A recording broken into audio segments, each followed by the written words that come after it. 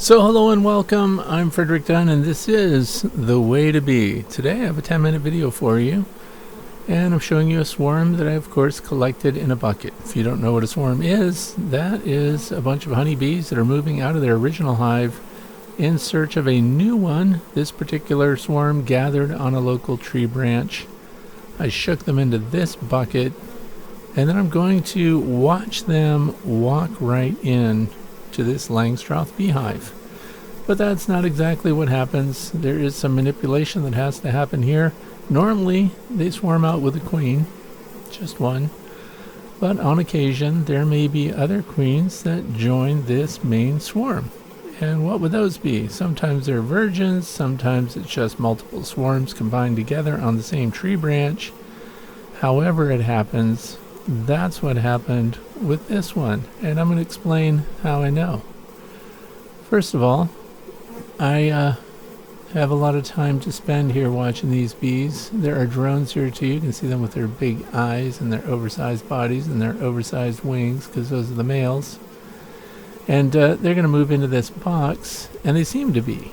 I mean, you look at them, they're walking over the surface here like some overgrown mosh pit, and you do see a bunch of them going through the entrance into the hive, but you'll also notice some of them are doing waggle dances, and I'm sparing you the tedium because I videoed the bees in this bucket for more than 45 minutes. That's right, I have a 45-minute video of bees in a bucket. Now I know you don't want to see that, that's why I'm cutting it short through the magic of editing. And there are two queens in here, and that's the problem. So the bees are going to cluster together, and often you'll go to put them in a hive and they'll move right back out of the hive. That's called an abscond. And in other situations like this one, they seem to move in, but then they don't. And the reason is that the queen that's hanging out in this bucket simply doesn't move in. If there's more than one queen present, your bees will show a preference for one over the other, but you have to find the queen to figure out which one is the most popular. And then, how do we get them out of this bucket without, of course, opening the hive and just shaking them in, which a lot of beekeepers do? I want them to walk in, so I'm going to have to control them a little bit. So the swarm collection was July the 6th, and here we are, July the 7th. See, the bucket's vertical now. They're walking over the edge of it, right over the landing board, into this brand new Langstroth 10 frame deep hive. And they stopped though.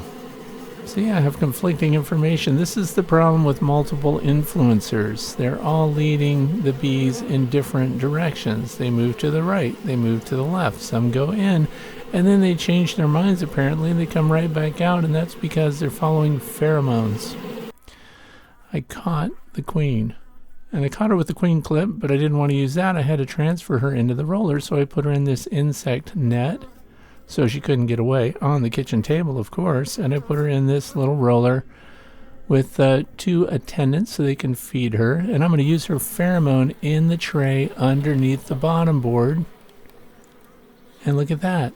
Now her pheromone's going to go through the hive, and what are the bees in the bucket going to do? Well, I'll tell you what they did. They were impatient, and because I was gone too long in the kitchen, they swarmed again. They flew away. Where did they go? Back to the original branch that I collected them from. But now I have the magic of the queen's pheromone in the bottom tray, and this is a screen bottom board, therefore the pheromone passes through the screen, and what happens? I pick up some influencers there at the entrance. Those are worker honeybees. See their abdomen sticking up in the air? See that little slit that's open on that back section? They're spreading a pheromone that will let those that are impatient, of course, they flew away to the tree branch. They couldn't wait for me. But now the pheromone is in the air again, and they will come back. Because they're not going to hang out on a tree branch without a queen. And as I mentioned, I didn't know at this time that there were two queens. I thought I was dealing with one. And I thought that all I needed to do was get her pheromone in this hive, and I can use her pheromone, the queen mandibular pheromone, to get the rest of them in. And it worked. See, they're coming back. And so what's the distance between the branch and this beehive? It's about 100 feet. So not really far away. The other advantage here is we have prevailing winds out of the west, which means the breeze was blowing across this hive, carrying that Nasonov gland pheromone right over to the tree branch so that they could get the message and come back and get into the hive that I want them to get into. Now remember, they can't actually get to the queen. She's in a tray underneath a screen that's only accessible from the other side of the hive. It's a great advantage. And the reason I had to transfer her from that queen clip into the roller style queen cage is because only the roller fits into that bottom tray. So if you're trying to get your bees into a hive, you have to find the queen. Once you find the queen, you have to confine her in something that has air flowing through it, of course. And then that air has to pass through and get to the rest of the colony so that they will move out of their bucket or whatever else you've collected them in and get themselves into the hive and get about the business of starting a brand new colony. And look at the Nasonov gland. Look at these hard workers just fanning away, spreading the news, and then others come along, they spread the news, and so it goes. The information gets out, and the swarm comes in. Now while I'm sitting down and doing the all-important work of observing bees while sipping coffee, I did notice that there's another queen on the ground. I wish I had made a video of that because it was just a tiny cluster of bees on the grass right in front of this hive. So what did I do? What any good beekeeper would do. I collected her in a queen clip. Now remember, the roller with the other queen is in the tray. I carry a queen clip with me, multiples of them by the way. And then I'm going to collect her up and see what happens. So now she's in the clip. It is very important to hold these clips tight because more than once queens have walked right out of them. Some people use rubber bands. I do that too. So I'm going to open it up and look where she is. She's on the outside of the clip. She's going to walk across the landing board and she's going to go right in. And guess what? The rest of the bees, they march right in with her. How excellent is that? So this means I have a spare queen. So I put the queen includer on the front. That means that this queen that I just installed cannot get away. And I'm going to take the queen in the roller out of the tray underneath the hive and go use her somewhere else. But that failed. Look what's happening again. I took this queen away, and what did the bees do in the absence of this queen? They swarmed again. They left. They didn't even care about the queen that walked in. So apparently she's not mated. So what did I have to do?